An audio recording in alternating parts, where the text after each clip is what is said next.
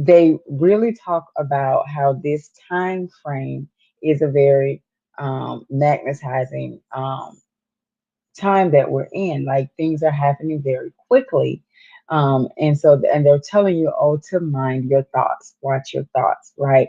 Well, they're not explaining why, which if they're, some may not know.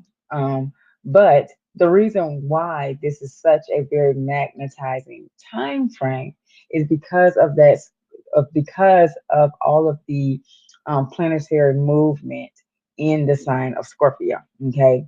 Now we also have Mercury, no, not Mercury, Saturn, which is in Pisces, which is a sister energy to Scorpio. They're both of the water element.